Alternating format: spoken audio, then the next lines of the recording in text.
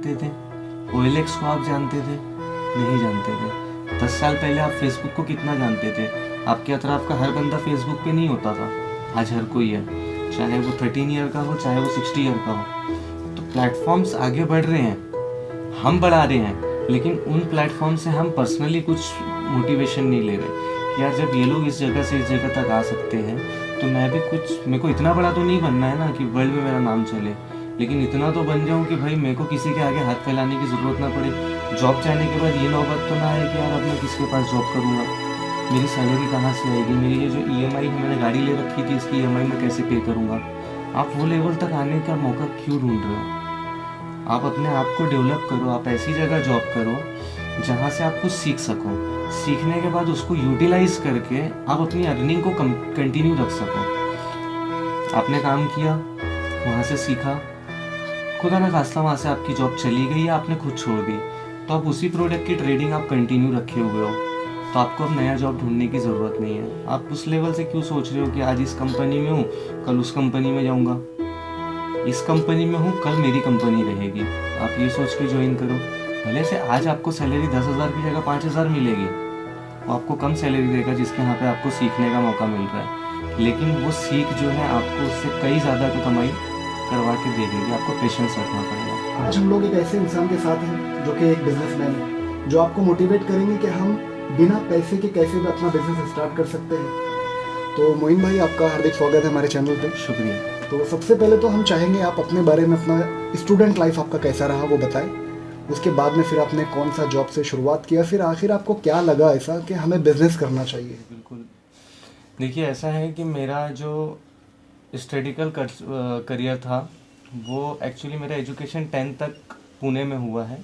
I am a born and bottom in Pune actually. हाँ, fathers belongs to Nagpur, but मेरा जो born and bottom है वो पुणे है। तो 10th तक का एजुकेशन वहीं हुआ, फिर किसी कारण से मैं नागपुर शिफ्ट हुआ। यहाँ शिफ्ट होने के बाद में मेरे लिए एजुकेशन प्रायोरिटी नहीं थी, प्रायोरिटी थी पैसा, और पैसे के लिए जॉब। फिर कुछ लोगों ने बताया कि भाई जॉब अगर आपको करना है तो ऐसी इंडस्ट्री होनी चाहिए जहाँ से आपको कुछ हुनर मिले, और कुछ हुनर मिलेगा तो आप उसको आगे जो है ज़्यादा दिनों तक ले जा पाओगे, अदरवाइज़ आप फिर से आपको नई शुरुआत करनी पड़ेगी। तो मैंने मोटर गैरेज में काम किया, डीजल इंजन का काम होता था वहाँ पे, टाटा सोमो, टाटा सफारी, उस वक्त क्या एज थी इंडिका। आपकी? मेरी एज रही होगी तकरीबन 17 year, 17 to 18 year. Class pass हो गए थे? 10th तो मैं 14 में ही पास हो गया था। हाँ, 15 ईयर थी, क्योंकि 14 ईयर में मेरा 10th पास हो चुका था। 15 ईयर थी। मैंने SSC कंप्लीट करने के बाद जब नागपुर आया तो गैरेज ज्वाइन किया। गैरेज में मुझे सैलरी ऑफर हुई 200 rupees per month. 200 rupees per month? 200 rupees per month 2003 में। मैंने कहा ठीक है, 200 रुपये भी सफिशिएंट थे उस वक्त में। मैंने ज्वाइन किया, हम लोगों ने काम किया वहाँ पे। तकरीबन 2 साल बीतने के बाद रियलाइज़ हुआ कि साहब इससे आपका गुजारा तो नहीं हो पाएगा एक्चुअली, क्योंकि आप अगर से गैरेज में अच्छे टेक्नीशियन बन भी गए तो मार्केट का क्या, और किस हद तक आप जा पाओगे। एक फोरकास्टिंग जो मैंने अपने आप में की, तो वो फोरकास्टिंग से समझ में आया कि मेरा फ्यूचर इस पर डिपेंडेंट नहीं हो सकता। मैं एक अच्छी लाइफस्टाइल की अगर बात करूँ तो ये यहाँ से मेरे को नहीं मिल सकती, मुझे कुछ और करना पड़ेगा। अब कुछ और के लिए सबसे पहली चीज़ थी एजुकेशन, कि 10th के भरोसे आप कुछ और अच्छा नहीं कर सकते। तो मैंने कहा चलो ठीक है, देखते हैं क्या अपने पास अपॉर्चुनिटी मिल सकती है। तो पता लगाने के बाद पता चला कि नाइट स्कूल अपने यहाँ है। मैंने वहाँ गया, एडमिशन लिया, 11th-12th मैंने कंप्लीट किया वहाँ से। फैकल्टी चुननी थी तो नाइट स्कूल में 2 ही थी, आर्ट्स और कॉमर्स। तो मैंने कहा कॉमर्स बेटर है, क्योंकि आर्ट्स में तो मैं उस लेवल का हूँ भी नहीं और उस टाइप का मुझे जमेगा भी नहीं। तो मैंने कॉमर्स लिया। शिवाजी नाइट से HSC कंप्लीट हुआ मेरा 2007 में, और लकीली एजुकेशन कंप्लीट होने के तुरंत बाद मुझे जॉब ऑफ़र हुई कि साहब एक ऑफिस अटेंडेंट की जॉब है, आपको अगर करनी है तो 2,500 रुपये तनख्वाह होगी। मैंने कहा बहुत अच्छी बात है। मैं गया वहाँ पे इंटरव्यू के लिए, तो जो ऑनर थे उन्होंने कहा कि साहब सब करना है आपको, झाड़ू पोछे के लिए भी आपको नहीं शर्माना है, चाय कॉफ़ी सर्व करने के लिए भी शर्माना नहीं है। मैंने कहा सर चलेगा, कुछ नया तो है, कर लेते हैं। तो वहाँ पे मैंने काम किया तकरीबन 2007 से लेके 2010 तक। इसी दौरान मैंने अपना ग्रेजुएशन कंप्लीट कर लिया BBA से, बैचलर ऑफ बिजनेस एडमिनिस्ट्रेशन। जब मेरा ग्रेजुएशन का रिज़ल्ट आया उसके बाद में मुझे जॉब ऑफ़र हुई पैंटालून्स से। पैंटालून्स का नया स्टोर आ रहा था इम्प्रेस सिटी मॉल में। तो मेरा एक फ्रेंड था कॉलेज का जो वहाँ पे ऑलरेडी था सिविल लाइन वाले स्टोर में। उसने रिकमेंड किया कि साहब आप जो है इधर आ सकते हो, मैंने बात कर रखी है, अगर इंटरव्यू अच्छा रहा तो आप ज्वाइन भी हो जाओगे। मैंने कहा चलो ठीक है। वहाँ गए, इंटरव्यू हुआ, अल्हम्दुलिल्लाह वहाँ पे सिलेक्शन हो गया। सिलेक्शन के बाद में वहाँ पे मैंने काम किया तो 1.5 साल में वहाँ पे बहुत अपॉर्चुनिटीज़ मिली, बहुत सारी ग्रोथ्स मिली, टीम लीडर की पोजीशन मिली, अच्छे इंसेंटिव्स मिले। तो अब जहाँ पे 2,500 वाली तनख्वाह 4,500 तक पहुँची थी, यहाँ पे ज्वाइनिंग 5,300 में थी और वो इंसेंटिव पकड़ के 7,000 8,000 रुपये पर मंथ पे आउट वहाँ से मिलने लगा। मैंने कहा चलो अच्छा है, ग्रोथ पे ही है हम, डी ग्रोथ तो नहीं है। फिर एक नया स्टोर आया, यूके बेस्ड कंपनी थी, डीएलएफ ब्रांड मदर केयर, जो कि इंडियन बिजनेस में डीएलएफ के साथ में जॉइंट वेंचर कर रही थी। तो वहाँ से जॉब ऑफ़र हुई। मैंने डिमांड रखी कि भाई मुझे तो असिस्टेंट मैनेजर चाहिए अब, क्योंकि मैं यहाँ पे एज ए टीम लीडर काम कर रहा हूँ। तो उन्होंने कहा कि साहब टीम लीडर आप काम कर रहे हो, कोई दो राय नहीं है, लेकिन आपका एक्सपीरियंस कितना है? आप बस 10 महीना पुराने हो इस इंडस्ट्री में, तो हम आपको असिस्टेंट मैनेजर की पोस्ट तो नहीं दे सकते। अलबत्ता आप यहाँ पे काम करो, अगर आपने परफॉर्म किया तो हम 6 महीने में आपको प्रमोट कर देंगे। इसकी अश्योरिटी आपको ऑफ़र लेटर पे भी मिलेगी कि हमारे यहाँ पे प्रमोशन के लिए टाइम का कोई क्राइटेरिया नहीं है, परफॉर्मेंस का क्राइटेरिया है। मैंने कहा चलो ये भी ठीक है। सैलरी डबल थी, 5,000 से सीधा 10,300 ज्वाइन कर लिया।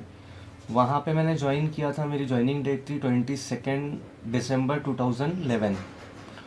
वहाँ से लेके मैंने वहाँ पे तकरीबन 2015 जुलाई तक काम किया मैंने वहाँ पे। और मुझे वहाँ पे लास्ट पे आउट जो मिला वो था 17,000 and designation was store manager. क्या? तो मैंने स्टार्ट किया था जो है सेल्स स्टाफ से। उन्होंने भी आश्वासन दिया और मैंने भी कॉन्फिडेंस रखा, अगर मैं छोड़ देता, अड़ जाता कि नहीं साहब मेरे को तो असिस्टेंट मैनेजर चाहिए, तो शायद वहाँ तक नहीं पहुँचता। तो वो राइट टाइम पर राइट डिसीजन लेना आपके लिए बहुत महत्वपूर्ण होता है। वहाँ पे हमने डिसीजन लिया और उसका फ़ायदा हमें मिला। फिर मदर केयर से मैंने स्विच किया महिंद्रा में एज ए स्टोर मैनेजर मैं गया। वहाँ पे मुझे पे आउट मिला 38,000 इन हैंड। 38,000 में वापस जॉब करने के बाद में फिर मुझे ऐसा लगा कि यार ये इंडस्ट्री को मैं 7 साल दे चुका हूँ, लेकिन यहाँ से अगर मैं निकलता हूँ तो मेरे दिमाग में एक ही बिज़नेस है कि रिटेल स्टोर खोलूँ। और रिटेल स्टोर खोलने के लिए जितनी लागत आपको चाहिए और जितना स्टॉक आपको एट ए टाइम मेंटेन करना पड़ता है, वो आपके बस का नहीं है। मैंने कहा मोइन कुछ और ट्राई करते हैं। तो स्टडी के बाद पता चला कि इंडिया मार्ट एक कंपनी है जो वर्चुअल प्लेटफॉर्म है एक्चुअली B2B सेल्स के लिए, जिसमें हर बिजनेसमैन अपना रजिस्ट्रेशन करवाना चाहता है और वहाँ से उसको अच्छे कस्टमर मिलते हैं। तो वो फीडबैक मेरे लिए बहुत मतलब लाइक बोलते हैं ना कि न्यू अपॉर्चुनिटी आपको कहाँ से मिल जाए, तो वो फीडबैक ही एक अपॉर्चुनिटी थी। तो मैंने करियर पेज पे जब इंडिया मार्ट के अप्लाई किया तो मुझे ऑफ़र आया वहाँ से इंटरव्यू के लिए। मैंने इंटरव्यू फेस किया। इंटरव्यू फेस करने के बाद में वो लोगों ने मुझे कहा कि 23,000 आपको सैलरी मिलेगी और लेवल 1 के एम्प्लॉय का आपको डिजिग्नेशन मिलेगा। मैंने कहा सर चलेगा, बस ज्वाइन करना है। ज्वाइन किया। इंसेंटिव स्कीम बहुत अच्छी थी।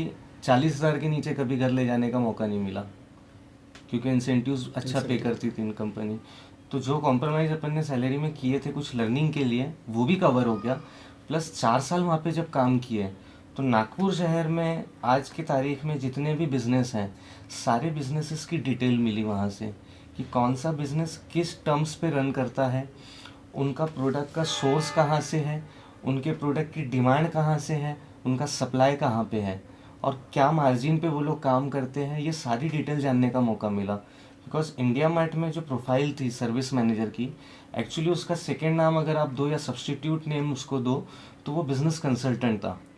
तो जब आप किसी बिजनेसमैन से मिलते थे कि साहब कैसे आपका बिज़नेस चल रहा है, हम उसको कैसे और ग्रो कर सकते हैं, तो वो हमसे डिटेल में डिस्कस करते थे कि भाई ये हमारा रॉ मटेरियल का कॉस्ट है, इतनी दूर से हमें मंगाना पड़ता है, प्रोसेस करने के लिए इतने लेबर, इतने इक्विपमेंट, इतनी इलेक्ट्रिसिटी उसमें इन्वॉल्व होती है, और उसके बाद ये रिज़ल्ट निकलते हैं कि हमारे पास जो रेडी स्टॉक है वो इस बजट का है और मार्केट से इस बजट की जो है रिक्वायरमेंट आ रही है, तो हमारी मार्जिन इतनी है, सप्लाई इतना है, क्वांटिटी ऐसी है। तो धीरे धीरे वो डिटेल्स मिलने लगी। उसके बाद फिर ख्याल आया कि जॉब कितने दिन तक किया जा सकता है। क्योंकि अल्टीमेटली अगर मैं यहाँ पे कंपेयर करूँ कि जॉब बेटर या आपकी खुद का बिजनेस, तो अब मैं ये मतलब गारंटी के साथ बोल सकता हूँ कि खुद का बिजनेस बेटर है जॉब से। क्योंकि जॉब जब तक आप कर रहे होते हो ना, तो एक्चुअली क्या होता है, आप किसी और के लिए काम कर रहे हो और वो बंदा अपने जेब से आपको सैलरी नहीं दे रहा है। चाहे आप किसी कॉरपोरेट कंपनी के लिए काम करो, या आप किसी प्राइवेट सेक्टर में काम करो, या आप किसी निजी कंपनी में काम करो, एज अ ऑफिस अटेंडेंट क्यों ना हो, वो आपको आपके अपने जेब से सैलरी नहीं देगा। आपको उसको कमा के देना पड़ेगा, ना सिर्फ अपनी सैलरी बल्कि उसके ऑफिस के अदर एक्सपेंसेस भी। जब इतना सब कुछ आप उसको दोगे तब वो आपको सैलरी देगा। और ये चीज़ बिजनेस में ऐसा है कि जो आप वहाँ पे मेहनत कर रहे हो, एक्चुअली वो आप अपना कल को सुधारने के लिए मेहनत कर रहे हो। तो अगर एग्ज़ाम्पल दूँ मैं आपको, तो फॉर एग्ज़ाम्पल आज मेरी कंपनी में मैं आपको जॉब ऑफ़र करूँ, आप फ्रेशर हो, मैंने कहा काशिफ 25,000 रुपये देता हूँ, मेरे यहाँ जॉब कर लो, आप क्या करोगे? बिल्कुल, फ्रेशर है, 25,000 मिल रहा है तो जॉब 25,000 मिल करेंगे। रहा है, आप मेरे पास जॉब करोगे। अब मैं आपको 25,000 किस बेस पे दे रहा हूँ? ताकि आपका बिजनेस और आगे ग्रो करे, कमा के मैं दूँ आपको। नेचुरल है, आपको देना ही पड़ेगा। बिल्कुल। लेकिन मैं किस बेस पे आपको 25,000 की सैलरी दूंगा? एक्चुअली होगा क्या कि मेरा जो बिज़नेस है, मैं मैन्युफैक्चरर हूँ। मैन्युफैक्चरिंग में जो नेट प्रॉफिट होता है, एक्चुअली सॉरी ग्रॉस प्रॉफिट जो होता है, वो 30% होता है प्रोडक्ट के पीछे का। 30% प्रॉफिट का 20% हिस्सा सैलरी के लिए जाता है। अब उसमें 2 स्टाफ हैं, 3 स्टाफ है, या हो सकता है अभी फ़िलहाल मैं आपको अकेले रख रहा हूँ, इसलिए मैंने आपका बजट पूरा आप ही की तरफ डाल दिया कि 25,000 रुपये मैं आपको दे दूंगा। तो मैंने पूरा बजट आपको दे दिया 20% का। अब वो जो 30% मेरा प्रॉफिट था, वो तो मेरे टोटल सेल का था। तो टोटल सेल मेरा कितना होना चाहिए? मीनवाइल 25,000 रुपये आपको देने के लिए मेरा ग्रॉस प्रॉफिट 1,25,000 रुपये चाहिए, तभी तो उसका 20% मैं आपको 25,000 रुपये सैलरी दूंगा। और वो 1,25,000 रुपये ग्रॉस प्रॉफिट कमाने के लिए मुझे 4.5 लाख रुपए के प्रोडक्ट सेल करने हैं। तो अल्टीमेटली वो प्रोडक्ट कौन सेल करेगा? आप। हमें ही सेल करना है। आपको मेरे पास में 4.5 लाख रुपए का बिजनेस लेकर आना है, जिसके भरोसे मेरी कंपनी 1,25,000 रुपये ग्रॉस इनकम कमाएगी, और उस 1,25,000 रुपये में से 25,000 मैं आपको दूंगा।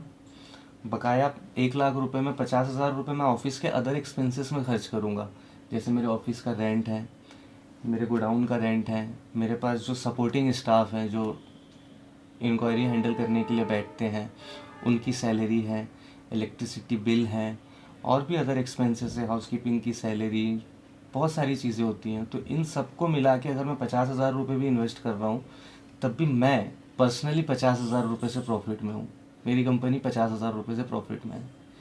तो आप खुद अंदाज़ लगाइए कि ये थी आपकी सैलराइड लाइफ, जिसमें आपकी एक लिमिट है, लेकिन मेरी कोई लिमिट नहीं है।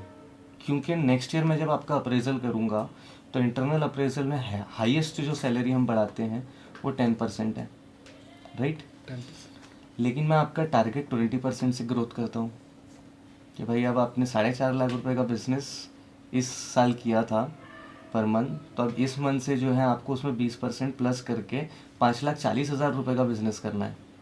और सैलरी में आपकी कितनी बढ़ा रहा हूँ? 2,500 रुपये महीना। समझ रहे? 90,000 रुपये मैंने आपके टारगेट में बढ़ाया, लेकिन सैलरी मैंने आपकी बढ़ाई 2,500 रुपये। उसके नेक्स्ट ईयर फिर से मैंने आपकी 20% सैलरी 10% सैलरी बढ़ा दी। आप 31,000 रुपये सैलरी मुझसे ले जा रहे हो, लेकिन बदले में 6.5 लाख रुपए का बिजनेस अब आपको लाना पड़ रहा है। और आप ला भी रहे हो क्योंकि आपको एक्सपीरियंस आ चुका है। एक्चुअली जब आप फ्रेशर थे तो आप मेरी गाइडेंस से चल रहे थे। मैंने बताया कि काशिफ आप मार्केट में जाओ, इस तरीके से कस्टमर्स से मिलो, इस जगह पे मिलो, लीड इस तरीके से जनरेट करो, उनसे इस तरह टाइप से रेफरेंसेस मांगो। लेकिन अब आप खुद यूज टू हो चुके हो, अब मुझे आपको बताने की ज़रूरत नहीं पड़ती। आप मार्केट में जाते हो, रेफरेंसेस भी जनरेट करते हो, लीड्स भी जनरेट करते हो और उन्हें मैच्योर भी करते हो। अब मेरा काम सिर्फ इतना है कि आपसे end of the day numbers पूछना कि आज क्या लाए, राइट? अब क्या होता है कि मेरा मानना ये है कि मेरे पास में भी जो मैं एम्प्लॉय ढूंढ रहा हूँ, मैं चाहता हूँ कि वो मेरे पास में मुझे ऐसे एम्प्लॉय मिले जो थोड़ी सी डेयरिंग रखते हो कि ठीक है आप सैलराइड नहीं, मुझे कमीशन बेस बताओ, या एजेंसी आप मुझे दो, या मुझे आप फ्रेंचाइजी दे दो, या डिस्ट्रीब्यूटरशिप दे दो विदाउट एनी इन्वेस्टमेंट। अगर आप मुझे जो भी ये चीज़ों में से दे सकते हो, आप एजेंसी दे सकते हो, आप डिस्ट्रीब्यूटरशिप दे सकते हो, आप फ्रेंचाइजी दे सकते हो, जो भी कंपैटिबल है कि मुझे भी अच्छा लगेगा और मैं आपको ज़्यादा पे आउट दूंगा। जैसे अगर मैं अभी हम अपने बिज़नेस की बात करें तो ये जो प्यूरीफायर है इसको बेचने के लिए अगर मैं आज मार्केटिंग स्टाफ रखूं तो मैं उसे बहुत हुआ तो 10,000 रुपये सैलरी दूंगा, राइट? वाजिब है। 10,000 रुपये सैलरी पे उसको कम से कम मैं 10 मशीन का टारगेट दूंगा कि भाई 10 मशीन तो आपको बेचनी ही पड़ेगी, अदरवाइज टारगेट पूरा नहीं तो आपकी जॉब पे आ जाएगी, सैलरी तो मिल जाएगी लेकिन आप नेक्स्ट मंथ कंटिन्यू नहीं रहोगे। सेम पैरेलली सेकंड बंदा जो है वो मेरे पास कमीशन पे काम कर रहा है और उसको मैं पर मशीन 1500 रुपीज़ कमीशन दे रहा हूँ बिकॉज मेरे को उसको कोई सैलरी पे नहीं करनी है। तो उसने 10 मशीन अगर बेची तो कितना ले गया? 15,000 रुपया। नहीं बेच पाया 10 मशीन तब भी उसकी कोई जॉब नहीं गई। 5 मशीन बेचा 7,500 रुपये तो घर ले गया, लेकिन अगर उसने 15 मशीन बेच दी तो उसने 30,000 रुपये ले गया। आप तो 10 पे फिक्स हो ना, 10 पे आप 10 पे फिक्स हो, लेकिन वो बंदा जो मेरे पास में, क्योंकि खुद पे विश्वास करना ज़रूरी है सबसे पहले तो। आप अगर ये देखते हो कि साहब एक फिक्स्ड सैलरी हो जाएगी और मैं काम करूँ ना करूँ मेरे घर में इतना पैसा आएगा, तो आप तो खुद को ही धोखा दे रहे हो ना। और जो खुद को धोखा दे रहा है वो मुझे धोखा नहीं देगा, इसकी क्या गारंटी है?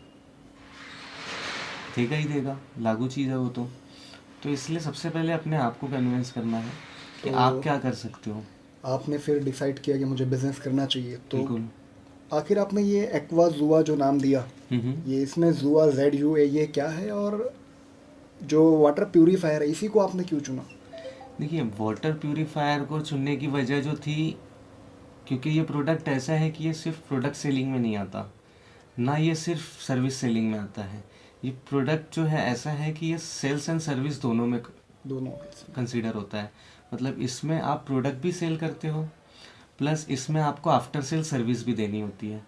और इसकी रेस ऐसी है कि इसमें हर कोई नहीं दौड़ पाता, क्योंकि अगर आप एक भी बार चूके तो आपका करियर टोटल ज़ीरो पे आ जाता है, आपको फिर से शुरुआत करनी पड़ती है। बहुत रिस्की है, क्योंकि आपने अगर से कहीं पे मशीन लगाई है और आपने उसको कमिटमेंट दिया है कि हम 3 महीने में आपको जो है फ्री सर्विस देंगे, हर 3-3 महीने में मेरा टेक्नीशियन विज़िट करेगा, और अगर आप उस चीज़ से फेल होते हो तो वो कस्टमर जो है माउथ पब्लिसिटी से आपके दूसरे कस्टमर को ख़राब करेगा, और वो चीज़ आपको बर्दाश्त भी करनी पड़ेगी क्योंकि वो आपकी गलती से हो रहा है। लेकिन अगर वही चीज़ आपने प्रॉम्प्टली कर दी, आपने टाइमली सर्विस दे दी, तो वो जो कस्टमर को आपने टाइमली सर्विस दी वो 2 रेफरेंस और लेकर आएगा। तो मतलब जो आप अपने मार्केटिंग एफर्ट लगा रहे हो उसमें बोनस मिल रहा है आपकी सर्विस की वजह से, क्योंकि जो सर्विस आप टाइमली दे रहे हो तो वहाँ पे कस्टमर जो आपको रेफ़र कर रहे हैं दूसरी तरफ, जहाँ आपका मार्केटिंग का बंदा नहीं पहुँच पाया या आपके मार्केटिंग के सोर्सेस नहीं पहुँच पाए, जो डिजिटल मार्केटिंग आप कर रहे थे, वहाँ से भी आपको बिजनेस जनरेट होता है because of your timely service. तो इसलिए हमने डिसाइड किया कि हम RO प्यूरीफायर का करेंगे। और दूसरी वजह ये भी है कि ये हेल्थ कॉन्शियस चीज़ है, और हमने इसकी स्टडी की तो पता चला कि आपका पानी अगर अच्छा है तो आप 99% प्रोटेक्टेड हो बीमारियों से। अगर आपके पानी में ही प्रॉब्लम है तो 99% चांसेस है कि आप बीमारियों की तरफ जो है डेली डॉक्टर को नॉक करोगे। तो हमने सोचा कि क्यों ना ऐसे प्रोडक्ट पे काम किया जाए जिसमें हम लोगों की हेल्थ का भी ख्याल रख पाएँ, अपनी ब्रांडिंग भी आगे बढ़ा पाएँ, और नो डाउट बिजनेस कर रहे हैं तो प्रॉफिट के लिए कर रहे हैं, प्रॉफिट भी आ ही रहा है। और ब्रांड नेम की जहाँ तक बात है जुआ, तो जुआ जो है एक्चुअली इसके पीछे कोई लॉजिकल वो नहीं है, ये सिंपली मेरे बच्चों के नाम है। बच्चों के नाम? हाँ, हमारे घर में जो है 4 बच्चे हैं, 2 मेरे भाई के 2 मेरे, Junaira, Z, Usaid, you, Ammar और आयशा ए। तो जुआ जो है वो इनके नाम से आया है। काफ़ी बढ़िया नाम है। तो काफ़ी युवा ऐसे इस वीडियो को देख रहे होंगे जो मैं बता रहा हूँ, नागपुर शहर में मिहान जैसा प्रोजेक्ट होने के बावजूद इतना बड़ा प्रोजेक्ट हमारे शहर में तो बना, लेकिन सैलरी आप देखो वहाँ पे कुछ ऐसे भी हमारे इंजीनियर्स मेरे कांटेक्ट में है जिन्होंने मैकेनिकल इंजीनियरिंग किया लेकिन वो डेटा एंट्री की जॉब कर रही कंपनी में, महज 5-5.5 हज़ार रुपये सैलरी, जाने आने में तकरीबन 2 घंटे और 8-9 घंटे की जॉब। उसके साथ साथ वहाँ पे जो टॉर्चर उनको मिलता है वो अलग टारगेट बेसिस पे। तो ऐसे युवाओं को आप क्या कहना चाहेंगे कि वो खुद का बिजनेस कैसे स्टार्ट कर सकते हैं, या फिर डिजिटल मार्केटिंग में कैसे करियर बनाया जा सकता है? देखिए, क्या होता है ना कि आपको कुछ चीज़ें जो है पर्सनली आप एक्सपीरियंस करते हो अपने दोस्तों से, अपने कल्चर से, अपने स्कूल से, कॉलेजेस से, और कुछ चीज़ें जो है आपको सीखनी पड़ती है जो आपको यहाँ पे नहीं मिली आपकी रूटीन लाइफ में। फॉर एग्जांपल अभी आप स्टूडेंट हो, आप स्कूल जा रहे हो, तो स्कूल के जो दोस्त हैं वो आपसे हर दिन कुछ ना कुछ नया डिस्कस कर रहे हैं कि यार फिज़िक्स में ये जो फॉर्मूला था, न्यूटन ने इस तरीके से ये लॉ को लाया था, तो हमने उस पर डिटेल में डिस्कशन की, वो लाइफ टाइम के लिए हमारे माइंड में फीड हो गया। लेकिन वो हमें प्रैक्टिकली लाइफ में कितना काम आने वाला है, नहीं आने वाला है। हम भी बचपन से देख रहे हैं ना कि किसी ने कुछ फेंक के हमें मारा है तो ज़मीन पे ही गिरा है, आसमान में तो नहीं उड़ा। हमारे काम की जो चीज़ें हैं वो कब आती हैं कि जब हम अपना करियर डिसाइड करने वाले होते हैं। लेकिन सबसे बड़ा चैलेंज होता है करियर को डिसाइड करते वक्त, क्योंकि जो 3 आर का फॉर्मूला लोगों ने बना गए हैं, जो पहले के दिग्गज लोग हुआ करते थे, उन्होंने एक 3 आर का फॉर्मूला दिया है। आपको जानना चाहिए वो 3 आर का जो फुल फॉर्म है, right decision, right time, right place. अगर ये 3 चीज़ों को आपने पकड़ लिया तो आप सक्सेस हो जाओगे, और अगर इसमें आपने कुछ चीज़ों को मिस किया तो आपको फेलियर का सामना करना पड़ सकता है। फॉर एग्ज़ाम्पल मेरा प्रोडक्ट है आरओ वाटर प्यूरीफायर का, मैं आपके घर पहुंच रहा हूँ, आपके घर आरओ प्यूरीफायर की ज़रूरत तो है, लेकिन अभी आपके पास फ़ंड नहीं है, आप सैलराइड हो, आपकी सैलरी नहीं हुई है, या आप बिजनेसमैन हो और आपका टेंडर जो है वो पास नहीं हुआ है, आपके हाथ में फ़ंड नहीं है। उस वक्त अगर मैं आपके पास पहुंचूं कि साहब वाटर प्यूरीफायर लगा लो, कैश में आपको लेना पड़ेगा, इतने अमाउंट का है, तो आपको ज़रूरत तो थी, प्लेस तो राइट था, लेकिन टाइम राइट नहीं था, क्योंकि आपके पास उस वक्त पैसा नहीं था। या फिर मैं आपके पास पहुंचूं, आपके पास पैसा भी है, आपके पास टाइम भी है, लेकिन आपके यहाँ ऑलरेडी प्यूरीफायर लगा हुआ है, तो प्लेस गलत हो गया। तो इसलिए हमें डिसाइड करना है। सेम चीज़ एप्लीकेबल होती है बिज़नेस स्टार्ट करने के लिए भी, कि आप अभी 5,500 रुपये में जॉब कर रहे हो, मैं कहता हूँ आप 2,000 रुपये में जॉब कर लो, लेकिन जॉब करने के पहले डिसाइड करो कि यहाँ से मैं क्या सीखूंगा और कितने दिन में सीखूंगा। यही एक इम्पॉर्टेंट पॉइंट है जो नागपुर के युवा, ऐसा लगता है शायद वो इग्नोर करते हैं ये बात। बिल्कुल करते हैं। देखो क्या होता है ना कि आप जब जॉब पे निकल रहे हो तो आपका माइंडसेट होता है कि मेरे को यहाँ से पर मंथ इतनी सैलरी उठानी है, जिसमें से मेरा पर्सनल एक्सपेंसेस, मुझे बाइक खरीदनी है, 2,000 रुपये में उसकी EMI दे दूंगा, मैं बहुत लोकल सा मोबाइल चला रहा हूँ तो मैं 1,000 रुपये उसकी EMI दे दूंगा और एक मोबाइल ले लूँगा। लोगों की पर्सनल ख्वाहिशात जो होती हैं वो पूरी करने के चक्कर में आप करियर स्पॉइल कर रहे होते हो, क्योंकि जब आपकी एज 20 साल की है, आपने कोई जॉब ज्वाइन किया, 30 साल के होने तक आप उसमें मास्टर हो जाने चाहिए थे, बिकॉज 10 साल का एक्सपीरियंस कम नहीं होता। लेकिन आप अगर हकीकत में देखो तो हकीकत में आपके पास कुछ भी नहीं है। आप एक रिटेल शोरूम में जा रहे थे, कपड़ा सेल कर रहे थे, आ रहे थे, मोबाइल का शोरूम था, आपने मोबाइल सेल किया, आ गए। अब मैं अगर आपसे पूछूं कि भाई ये मोबाइल का कैमरा जो है उसको फीड कैसे किया जाता है, आपको नहीं पता। भाई ये मोबाइल का कैमरा मिलता कहाँ पे है, आपको नहीं पता। इसको असेंबल कौन करके देगा, आप फटाफट बताओगे कि भाई ये फला फला टेक्नीशियन है। आप क्यों नहीं हो? 10 साल आपने भी तो दिया है उस इंडस्ट्री में, आप क्यों नहीं हो जो उसको असेंबल कर सकते हो? तो हम क्या करते हैं ना, हम सैलरी के पीछे चले जाते हैं। मेरा मानना ये है कि अगर आप मिडिल क्लास फैमिली से बिलोंग कर रहे हो, जिसमें इनिशियली आप कोई पैसा लगा के रिस्क नहीं ले सकते बिजनेस स्टार्ट करने का, तो आपको चाहिए कि आप ऐसी जगह जॉब करो जहाँ पे आप कुछ ऐसा सीखो कि कल चल के वो बिज़नेस आप कर सको, सीखने मिले उस जॉब कुछ से। सीखने मिले। आप किसी फैक्ट्री में काम करो, आपको अगर कोई बैक ऑफिस वाला, जैसे आपने बताया मिहान में कई IT कंपनीज़ हैं, वहाँ पे इंजीनियर्स, MBAs ये लोग काम कर रहे हैं 5,000, 6,000, चलो 10,000 रुपये में। आप बताइए 10,000 रुपये में भी क्या होता है आज की तारीख में? कुछ नहीं होता। लेकिन आप कर रहे हो और आपको लग रहा है कि नहीं मेरी सैलरी बहुत अच्छी है, मेरा जॉब बहुत अच्छा है, ठीक है चलो मैंने मान लिया आपकी बात कि आपका अच्छा है। लेकिन 2 साल के बाद जब आपने वहाँ से छोड़ा, अब बताओ आपके पास क्या है? आपको अगर दूसरी जॉब नहीं मिली तो आप फ्रस्ट्रेशन में आ जाते हो कि अब मेरा क्या होगा, क्योंकि आपने कोई हुनर नहीं लिया।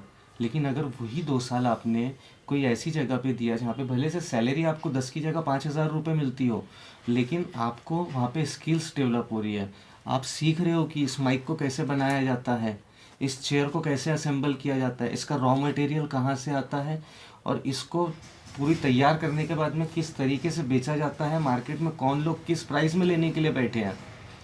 आप नहीं करते हो वो चीज़। अरे आप ट्रेडिंग कर सकते हो अगर आपको मैन्युफैक्चरिंग में इंटरेस्ट नहीं है या आपका बजट नहीं है मैन्युफैक्चरिंग का, कि एक पूरा का पूरा फैक्ट्री सेटअप, एम्प्लॉयज़, इक्विपमेंट्स आप नहीं ला सकते, उतना बेयर नहीं कर सकते, तो आप ट्रेडिंग करो। आप ऐसी जगह काम करो जहाँ से आपको प्रोडक्ट के सोर्स और प्रोडक्ट का सप्लाई ये पता चले कि भाई कौन सा प्रोडक्ट कहाँ बन रहा है और कौन से मार्केट में सप्लाई हो रहा है। जैसे किराने का आज हर कोई जानता है ना कि नागपुर में कलमना से आप किराना खरीदो, किराने की दुकान से बेचो। लेकिन क्या किसी ने ये सोचा कि उस कलमना से मैं बल्क में जाके स्टॉक उठाऊं और सारे किराने वालों को होम डिलीवरी दे दूं? मुझे 1 रुपये किलो के पीछे भी बच रहा है अगर, तो मेरी दिन की कमाई 10,000 रुपये हो सकती है। नहीं कर रहे हैं लोग, कर सकते हैं। आपको कुछ नहीं करना है, आपको रिक्शा में माल ढोना है। स्विगी, आज से 5 साल पहले स्विगी कहाँ था? जानते थे आप उस तरीके से जिस तरीके से आज जानते हैं? जोमेटो को आप जानते थे? OLX को आप जानते थे? नहीं जानते थे। 10 साल पहले आप फेसबुक को कितना जानते थे? आपके अतराफ का हर बंदा फेसबुक पे नहीं होता था, आज हर कोई है, चाहे वो 13 ईयर का हो चाहे वो 60 ईयर का हो। तो प्लेटफॉर्म्स आगे बढ़ रहे हैं, हम बढ़ा रहे हैं, लेकिन उन प्लेटफॉर्म से हम पर्सनली कुछ मोटिवेशन नहीं ले रहे कि यार जब ये लोग इस जगह से इस जगह तक आ सकते हैं तो मैं भी कुछ, मेरे को इतना बड़ा तो नहीं बनना है ना कि वर्ल्ड में मेरा नाम चले, लेकिन इतना तो बन जाऊं कि भाई मेरे को किसी के आगे हाथ फैलाने की ज़रूरत ना पड़े। जॉब जाने के बाद ये नौबत तो ना आए कि यार अब मैं किसके पास जॉब करूँगा, मेरी सैलरी कहाँ से आएगी, मेरी ये जो EMI है, मैंने गाड़ी ले रखी थी, इसकी EMI मैं कैसे पे करूँगा। आप वो लेवल तक आने का मौका क्यों ढूंढ रहे हो? आप अपने आप को डेवलप करो, आप ऐसी जगह जॉब करो जहाँ से आप कुछ सीख सको, सीखने के बाद उसको यूटिलाइज करके आप अपनी अर्निंग को कंटिन्यू रख सको। आपने काम किया, वहाँ से सीखा, खुदा ना खास्ता वहाँ से आपकी जॉब चली गई या आपने खुद छोड़ दी, तो आप उसी प्रोडक्ट की ट्रेडिंग आप कंटिन्यू रखे हुए हो, तो आपको अब नया जॉब ढूंढने की ज़रूरत नहीं है। आप उस लेवल से क्यों सोच रहे हो कि आज इस कंपनी में हूँ कल उस कंपनी में जाऊँगा, इस कंपनी में हूँ कल मेरी कंपनी रहेगी। आप ये सोच के ज्वाइन करो। भले से आज आपको सैलरी 10,000 की जगह 5,000 मिलेगी, वो आपको कम सैलरी देगा जिसके यहाँ पे आपको सीखने का मौका मिल रहा है, लेकिन वो सीख जो है आपको उससे कई ज़्यादा का कमाई करवा के दे देगी। आपको पेशेंस रखना पड़ेगा। डिजिटल मार्केटिंग में कैसे कोई करियर बना सकता है, और उसी डिजिटल मार्केटिंग में अगर से जॉब करता है कहीं पे, तो उससे कुछ सीख के खुद का भी बिजनेस स्टार्ट कर सकता है? बिल्कुल कर सकता है। देखिए, मार्केटिंग चाहे डिजिटल हो, चाहे ऑफलाइन हो, चाहे पेपर हो, चाहे मीडिया मार्केटिंग हो, मार्केटिंग ऐसी चीज़ है कि ये इसका कोई एंड नहीं है। कभी भी आप एक 500 करोड़ के टर्नओवर वाली कंपनी से मिलो, या 5 करोड़ के टर्नओवर वाली कंपनी से मिलो, या 5 लाख के टर्नओवर वाली कंपनी से मिलो, मार्केटिंग की ज़रूरत हर किसी को है। और आज का ट्रेंड तो डिजिटल है, क्योंकि आज जो है लोग आपको फेसबुक पे देखना पसंद करते हैं, फेसबुक से देख के डिसीजंस ले लेते हैं। पहले होता था कि हम रेफरेंसेस मांगा करते थे कि यार काशिफ बताओ कोई फला डॉक्टर है, मेरे कानों में बड़ा दर्द है यार, कोई अच्छा डॉक्टर हो तो बताओ। तो आप अगर बता रहे हो कि हाँ मैं पर्सनली फला के पास गया था, आप उसके पास जाओ, तो मैं प्रेफर करता था। लेकिन आज का दौर ऐसा है कि हम गूगल खोलते हैं, टाइप करते हैं ENT specialist in Nagpur, reviews देखते हैं कि इसको कितने लोगों ने रिव्यू किया और क्या रिव्यू किया है, और हम अपना डिसीजन ले लेते हैं कि मुझे इस डॉक्टर के पास जाना है। हमने किसी नॉन पर्सन से नहीं पूछा, क्या पता वो रिव्यूज़ फेक रहे हो, लेकिन हमने बिलीव करके चले गए। तो मेंटालिटी हमारी, मतलब जो आम जनता है, इनकी मेंटालिटी डिजिटल मार्केटिंग पे बनी हुई है। अब आपको डिजिटल मार्केटिंग के लिए कोर्सेस होते हैं। अगर आपकी एज इतनी हो चुकी है, आपका बजट नहीं है कि आप वो डिजिटल मार्केटिंग का कोर्स करो या फिर वहाँ पे जाके जो है सीखो, तो आपके पास में यूट्यूब यूनिवर्सिटी है। आप यूट्यूब यूनिवर्सिटी में अपना रजिस्ट्रेशन करा लो, जिसके लिए आपको कोई पैसा नहीं लगता है। वहाँ पे आपको डीपली हर एक एंगल के सॉल्यूशन मिल जाएंगे कि डिजिटल मार्केटिंग में क्या प्लेटफॉर्म्स आते हैं, उसको एलिब्रेट करने के लिए आपको क्या स्टेप्स लेनी है, और आगे उसको प्रोसेस करने के लिए आपको क्या क्या प्रॉब्लम्स आएगी तो उसको कैसे फेस करना है। वहाँ पे हर चीज़ का जवाब है। तो आप वहाँ से वीडियोस देखो, इनिशियली खुद की ब्रांडिंग शुरू करो, अपना बनाओ। जैसे हमने डिजिटल मार्केटिंग का जब जॉब शुरू किया तो सबसे पहले अपना जो घर है उसको गूगल पे लेकर आए। आज आप गूगल पे डालो आयशा कलेक्शन, आपको गूगल हाथ पकड़ के मेरे घर पहुंचा देगा। तो ये पहले ट्रायल ली है अपन ने खुद कि भाई कर सकते हैं क्या, पॉसिबल है। जब दिखा कि हाँ पॉसिबल है, तो अब मैं आपको ऑफ़र कर सकता हूँ कि साहब अगर आपको मैप पे एग्जैक्ट लोकेशन के साथ रजिस्टर्ड होना है तो मैं आपको 500 रुपये में करके दे दूँगा। क्योंकि गूगल तो पैसा नहीं ले रहा है ना, लेकिन आपको भी नहीं आता है, तो आप मुझे हंसी खुशी 500 रुपये दोगे कि यार कोई ढूंढे तो मैं मिलूँ तो उसको, क्योंकि ऑनलाइन ही ढूंढते लोग, तो ऑनलाइन ढूंढने पे मैं मिलना चाहिए। तो ये चीज़ के लिए आप 500 रुपये खर्च करने को रेडी हो, बशर्ते ये है कि मैं लेने के लिए रेडी हूँ क्या। मैंने वो चीज़ सीखी कि ज़रूरी थोड़ी ना है कि मैं कोई इंस्टीट्यूट से ही सीखूं या मैं किसी के पास जॉब करके ही सीखूं, मैं यूट्यूब से भी तो सीख सकता हूँ। तो करने वाले के लिए अपॉर्चुनिटी की कमी नहीं है, सीखने के लिए भी और पैसा कमाने के लिए भी। बस कमी अगर है तो वो आपकी सोच में है कि आप वो हिम्मत नहीं जुटा पाते कि यार मैं खुद का करके तो देखूं। आप कन्विंस करो अपनी फैमिली को, खुद को, कि यार मैंने पढ़ाई कंप्लीट कर ली, 6 महीने का समय मैं अगर अपने आप को दूं किसी चीज़ को डेवलप करने के लिए, अपने बिजनेस को, अपनी सर्विसेज को, कोई भी इंडस्ट्री आप चूज़ कर सकते हो। आप बिजनेस में मैन्युफैक्चरिंग स्टार्ट कर सकते हो, आप ट्रेडिंग कर सकते हो, आप किसी की फ्रेंचाइजी ले सकते हो, आप डिस्ट्रीब्यूटर बन सकते हो, आप सर्विस इंडस्ट्री में जा सकते हो। तो अपना एक सेटअप शुरू तो करके देखो। ज़ीरो इन्वेस्टमेंट वाले सेटअप्स भी अवेलेबल है। 6 महीना उसको समय दो। अगर आपको लगता है कि आपके बस का नहीं है तो फिर जॉब तो है ही आपके लिए। ज़ीरो इन्वेस्टमेंट सेटअप जो आपने बताया, हम चाहेंगे थोड़ा डिटेल में से बताएं। देखिए, ज़ीरो इन्वेस्टमेंट में मल्टीपल सेटअप्स होते हैं। फॉर एग्ज़ाम्पल, आप सर्विस इंडस्ट्रीज़ में जा रहे हो, जैसे इलेक्ट्रीशियन का काम स्टार्ट करने के लिए आपको कोई इन्वेस्टमेंट की ज़रूरत नहीं होती नॉर्मली। मतलब जो इन्वेस्टमेंट होता है वो 1,000-500 रुपये का होता है। उसके टेस्टर है, पेंचेस है, ये सब चीज़ें हैं। और इलेक्ट्रीशियन का काम जो है बहुत ज़्यादा कॉम्प्लिकेटेड नहीं है। ऐसा ज़रूरी नहीं है कि आपको ट्रांसफार्मर्स ही बनाना है। आप जो है अगर देखोगे गूगल पे आज हज़ारों लोग सर्च करते हैं कि भाई मुझे पंखा फिट करना है मेरे घर पे, मेरे घर की ट्यूबलाइट चेंज करना है, बल्ब चेंज करना है, गीज़र का वायर चेंज करना है। तो ये सब चीज़ों के लिए आपको बहुत बड़ा टेक्नीशियन नहीं बनना है, नॉमिनल टेक्नीशियन है। और एक कॉल पे आप 200 से 300 रुपये लेते हो। जब आप विज़िट करते हो तो आपको 200 से 300 रुपये वहाँ पे मजदूरी मिलती है। आप खुद सोचो कि अगर आपने 300 रुपये एवरेज के हिसाब से दिन के 10 क्लाइंट भी निपटाए तो 3,000 रुपये आप कमा रहे हो। चलो मैंने आधा कर दिया इसको, तब भी 1,500 रुपये आप पर डे कमा रहे हो। 7,500 रुपये महीना कम है इनिशियली। जैसे जैसे आपके पास पैसे आ रहे हैं आप उसमें फिर ग्रोथ करोगे, क्योंकि आपने जब एक लाइन पकड़ ली तो आप उसमें सीखते हो। सीखने के साथ साथ आप अपने इक्विपमेंट में भी बढ़ोतरी करोगे और धीरे धीरे आप उसमें बढ़ोगे। लेकिन आप सोचोगे कि नहीं, पहले दिन से मेरे पास में 50,000 के इक्विपमेंट चाहिए, उसके बाद ही मैं काम शुरू कर पाऊँगा, तो फिर आप नहीं कर सकते। आपको छोटे की भी आदत डालनी पड़ेगी। सेकंड आते हैं हम ट्रेडिंग पे। कई चीज़ ऐसी होती है, जैसे इतवारा मार्केट है, क्लॉथ्स हैं वहाँ पे, और नागपुर शहर से अतराफ में पूरे ज़िले हैं जहाँ पे सिर्फ नागपुर से ही माल जाता है। वहाँ पे कोई प्रोडक्शन नहीं है।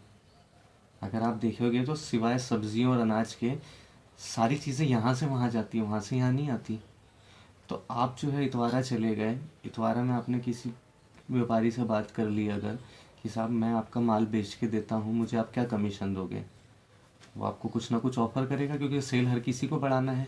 आप उससे कैटलॉग ले लो, अतराफ के गांव में ट्रैवल कर लो, ट्रैवल करके आप ऑर्डर लेकर आ जाओ, अपना कमीशन रख के जो है सामने सप्लाई करवा दो, राइट। उसके बाद में आपको लास्ट अगर देखें तो Amazon, Flipkart, e commerce portals हैं जिसमें आपको जो है रजिस्ट्रेशन के लिए क्या चाहिए होता है, एक अकाउंट, जीएसटी, प्रोडक्ट्स आपको मार्केट में मिल जाएंगे। जीएसटी ऑनलाइन वीडियो देख के आप खुद बना सकते हो, जिसके लिए आपको कोई पैसा नहीं लगेगा, कोई पैसा नहीं लगेगा। हमने बनाया है अपना second GST free of cost. Gumasta की साइट अवेलेबल है, गवर्नमेंट ने आपको फैसिलिटी दी है, आप उस फैसिलिटी को ढूंढते नहीं हो। आप खुद से जीएसटी बना सकते हो, खुद से शॉप एक्ट लाइसेंस बना सकते हो। अकाउंट खुलवाने के लिए तो कोई लफड़ा है ही नहीं, वो भी आप इजीली खुलवा सकते हो। तो आपके पास अकाउंट आ गया, शॉप एक्ट आ गया, जीएसटी आ गया, आपका ई कॉमर्स पे रजिस्ट्रेशन हो गया। अब जब आपको ऑर्डर्स आ रहे हैं तो आप प्रोडक्ट्स लेकर आओ, शिप कर दो, पेमेंट आएगा, यहाँ पे रीपेमेंट कर दो। देखिए, काम करेंगे तो क्रेडिबिलिटी बढ़ेगी, और क्रेडिबिलिटी बढ़ेगी तो आपका बिजनेस ऑटोमेटिकली एक्सपांड करेगा ही करेगा। और सबसे लास्ट है कि गवर्नमेंट की स्कीम है।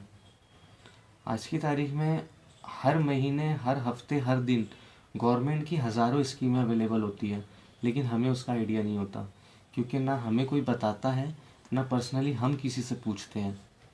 डीआईसी है, वीआईसी है, केवीआईसी, डीआईसी, ये सब जगहों पे आप जाओगे अगर, तो आपको पता चलेगा कि आपको वहाँ पे इन्वेस्टमेंट की ज़रूरत ही नहीं है।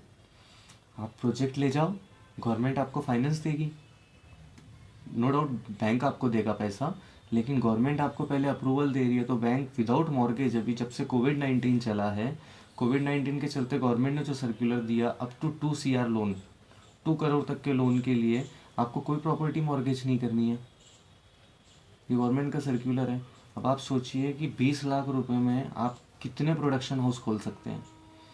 अगर मैं आपको पेपर डिस्पोजल कप की बात करूं, डिस्पोजल कप आप देखते हो कि हर गली हर नुक्कड़ पे उसका यूज़ है, हाईएस्ट सेलिंग प्रोडक्ट है। 4 लाख रुपए से उसकी मशीनें शुरू हो जाती हैं। गवर्नमेंट उस पर आपको 15 लाख रुपए तक का फाइनेंस करने के लिए रेडी है, बशर्ते ये कि आपकी फ़ाइल प्रॉपर होनी चाहिए, आपका प्रोजेक्ट प्रॉपर होना चाहिए। उतना तो आप कर ही सकते हो। ये सारी स्कीम पता नहीं है लोगों को, बस यही एक प्रॉब्लम ये है कि और लोग जानना भी नहीं चाहते। लोग खुद नहीं जानना चाहते। गवर्नमेंट तो चीख के बोल रही है ना कि हमने ये स्कीमें दी। क्या लोगों ने प्रधानमंत्री रोजगार योजना नहीं सुना है? सुना है, लेकिन तो ये DIC KVIC काय में आता है। लोगों ने माझी कन्या सुकन्या योजना नहीं सुना है। लेकिन आप बताइए, आपके जानने वालों में कितने लोग ऐसे हैं जिनके घर लड़की है और उन्होंने इस योजना का फ़ायदा उठाया हो? कोई नहीं है। लोग, गवर्नमेंट स्कीमें देती है, लोग उसको अवेल नहीं करते हैं। अब लोग क्या कहते हैं कि हमें किसी ने बताया नहीं। साहब, आपको बताने के बजाय वो खुद नहीं रख लेगा? बिल्कुल आपको पूछना पड़ेगा ना। उठा रहे लोग फ़ायदा। जो बैंक में जब सर्कुलर आता है, बैंक वालों को पता चलता है, तो उनके करीबी रिलेटिव्स जो होते हैं ये भरपूर फ़ायदा उठाते हैं। लेकिन आप तक आपका क्योंकि कोई रिलेटिव या आपका कोई जानने वाला उस लेवल पे नहीं है जो आपको आके बताए, और आप डिपेंडेंट हो जाते हो एक्चुअली। कोई आपको बताने इसलिए भी नहीं आता है ना। एक सच बात ये भी है कि कोई बताने आए तो आप उसी पे पूरा डिपेंडेंट हो जाते हो कि साहब आप ही करवा दो ना, आप ही मेरा फॉर्म भरवा दो, आप ही मेरा जो है फाइल आगे प्रोसेस करवा दो, आप बताओ मैं कौन सा प्रोजेक्ट करूँ। अरे सब जब मुझे ही करना है तो मैं आपके लिए क्यों करूँ? खुद के लिए ना करूँ, या खुद के कोई ऐसे बंदे के लिए ना करूँ जिसके प्रॉफिट में से मुझे शेयर मिले। आप तो नहीं दोगे ना दुआ के अलावा। दुआ कौन लेना चाहता है साहब आज की तारीख में? सबको पैसा चाहिए। तो लोगों को चाहिए कि जो व्यूवर्स अभी देख रहे हैं, मैं उनसे रिक्वेस्ट करूँगा कि जो समय सोशल मीडिया पे आप दे रहे हो ना, वो समय को एंगल बदल के वहीं पे इन्वेस्ट करो। अभी आप देख रहे हो कि आपके फ्रेंड्स ने कौन सा वीडियो अपलोड किया, टिकटॉक पे कौन सा वीडियो चल रहा है, इंस्टा पे कौन सा वीडियो चल रहा है, कौन से सेलिब्रिटी का कौन सा डायलॉग, कौन सा मेमे जो है वो ज़्यादा शेयर हो रहा है। इंस्टेड आप ये देखो कि आपको करियर में कहाँ जाना है। वो करियर डिसाइड करने के लिए क्या हेल्पफुल चीज़ें वहाँ पे अवेलेबल है। आपको फेसबुक पे वीडियोस मिलेंगे, आपको इंस्टा पे मिलेंगे, आपको यूट्यूब पे मिल जाएंगे, गूगल के प्लेटफॉर्म पे आपको मल्टीपल सोर्सेस मिलेंगे। आप थोड़ा सा समय उसको दो। आपकी लाइफ चेंज करना आपके हाथ में है, ना कि किसी और के हाथ में। और जो हमने इस जगह पे बताया कि आपके पास ट्रेडिंग के ऑप्शन हैं, आप अमेज़ॉन पे सेलर बन सकते हो, आप गवर्नमेंट के लोन ले सकते हो, तो मैं चाहूँगा कि आप एक बार इस पे फोकस करें, उसकी डिटेल्स निकालें। ऐसी कोई भी जानकारी नहीं है जो कि अली बाबा के गोडाउन में रखी हुई है जहाँ पे वो खुल जा सिम सिम जब तक नहीं बोलेगा और वो खुलेगा नहीं। यहाँ पे ऐसा कुछ नहीं है। आपको सिर्फ अपनी उंगलियों का इस्तेमाल करना है। आपके हाथ में एंड्रॉयड फ़ोन है, उस पर टाइप करना है, डिटेल सामने आएगी, उसको समझना है। हर लैंग्वेज में अवेलेबल है। आप हिंदी नहीं जानते, मराठी में अवेलेबल है, मराठी नहीं जानते, इंग्लिश में अवेलेबल है, इंग्लिश नहीं जानते, उर्दू में अवेलेबल है, उर्दू नहीं जानते, तमिल में है, तमिल नहीं जानते, कन्नड़ में है, कन्नड़ नहीं जानते, गुजराती में है। दुनिया की हर लैंग्वेज में हर प्रोडक्ट के लिए, हर सर्विसेज के लिए वीडियोस अवेलेबल है। आप उसको देखो, उससे सीखो और आगे बढ़ने की कोशिश करो। राइट? बिल्कुल। बहुत बहुत शुक्रिया आपका अपना कीमती समय देने के लिए। बहुत कुछ सीखने मिला आज हमें। Thank you so much.